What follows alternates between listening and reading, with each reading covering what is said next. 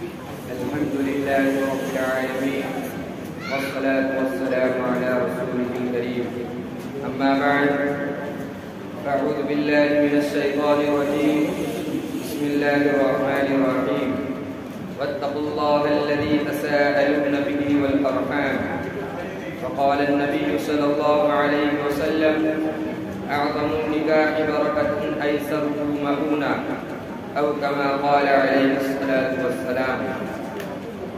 جناب صدر، اساتذہ کرام اور میرے عزیز طلبہ، السلام علیکم ورحمۃ اللہ وبرکاتہ.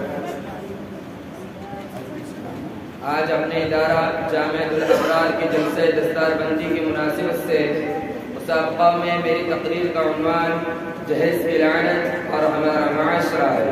دعا کریں کہ اللہ تعالی ہمیں اس موضوع پر حق طریقے سے کہنے، سننے اور عمل کرنے کی توفیق عطا فرمائے. ملت اسلامیہ کے پاسبانوں، اسلام ایک دینی فطرت ہے. اس میں فطرتی انسانوں کا مکمل خیال رکھا گیا ہے. فطرت انسانی متقاضی تھی کہ اسے خواہشات نفسانی کی تکمیل کے لیے کوئی راہ دکھائی جائے. چنانچہ ارشاد باری تعالیٰ ہوا فانکحوا ما طاب لکم من النساء مثنی وثلاث ورباع. جو عورتیں تمہیں پسند ہو اس سے نکاح کر لو، 2 3 4. آپ صلی اللہ علیہ وسلم نے فرمایا اے نوجوانوں کی جماعت، تم میں سے جن کے جسمانی و مالی صلاحیت ہو وہ نکاح کرے تاکہ تمہاری نکاحیں شرمگاہیں محفوظ ہو. تو اس لائق نہ ہو اور روزے کا اہتمام کرے کیونکہ روزے سے شہوتیں ٹوٹتی ہے. اسی طرح فطرت انسانی کی تقاضے کی تکمیل کے لیے رشتہ نکاح کو وجود بخشا گیا. جہاں اللہ رب العزت نے نکاح کی اجازت دے کر فطرت انسانی کو ملحوظ رکھا ہے، وہیں اس عمل کو آسان سے آسان بھی بنایا گیا ہے. چنانچہ 2 گواہوں کی موجودگی میں زوجین کا باہم ایجاب و قبول ہو یا وکیل کے ذریعے سے کیا جانے والا ایجاب و قبول، اسی کا نام نکاح ہے. مرد کے ذمہ حسب حیثیت مہر کی ادائیگی واجب، ولیمہ کا اہتمام سنت ہے. البتہ اس سے نکاح کو بدگمانی و شک سے بچانے کے لیے آپ صلی اللہ علیہ وسلم نے فرمایا اعلنوا بالنکاح وجعلوه في المساجد. نکاح کا اعلان کرو اور اسے مسجد میں کیا کرو تاکہ عام لوگوں میں نکاح کی اطلاع عام ہو جائے. اس کے علاوہ نکاح میں کوئی تام جام شریعت نے نہیں رکھی ہے. میرے پیارے مسلمانوں، آپ صلی اللہ علیہ وسلم کا نکاح ہو یا آپ کی بیٹی حضرت فاطمہ رضی اللہ عنہا کا نکاح، صحابہ کرام کا نکاح ہو یا اولیاء اللہ کا، آپ احادیث و سیرت کی کتابیں پڑھیں، صحابہ کرام کی زندگیاں دیکھ لیں، کہیں بھی کوئی رسم و رواج نظر نہیں آئے گا. شہنشاہ کونین صلی اللہ علیہ وسلم کی لخت جگر کا نکاح حضرت علی رضی اللہ عنہ سے ہو رکھا ہے. نہ کوئی بارات ہے اور نہ کوئی دعوت طعام.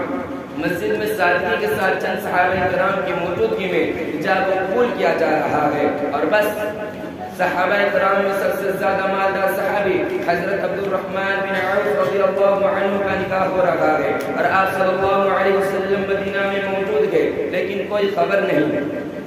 میرے عزیز طلبہ، نکاح میں مہندی و ہلدی اور بارات کے ہجوم کا رواج جو آج دیکھا جا رہا ہے، شریعت سے اس کا کوئی تعلق نہیں. اس کے علاوہ جہیز کے نام پر لڑکے والے سے جو سودے بازی کر رہے ہیں یا لڑکے والے اپنے نام کو اونچی کرنے کے لیے قرض لے کر فخر سے جو جہیز کا سامان دینے کا اہتمام کر رہے ہیں، در حقیقت اس شریعت کے خلاف ورزی ہے.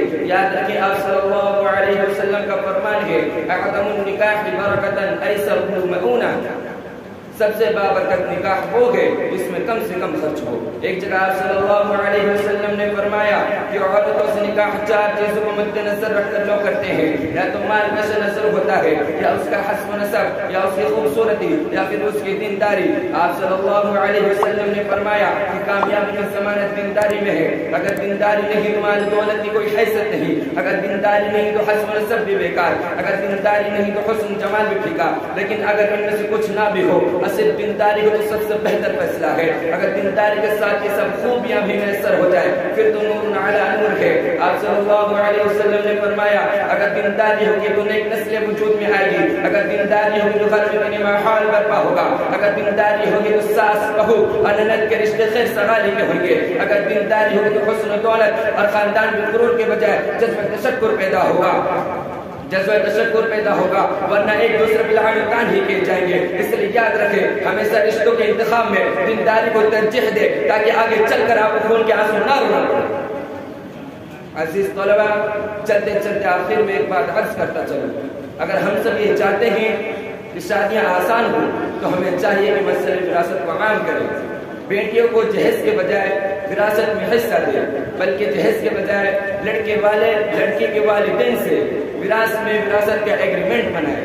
اللہ تعالی ہم سب کو ان چند باتوں پر دل کی گہرائیوں سے عمل کرنے کی توفیق عطا فرمائے۔ وما علینا الا البلاغ۔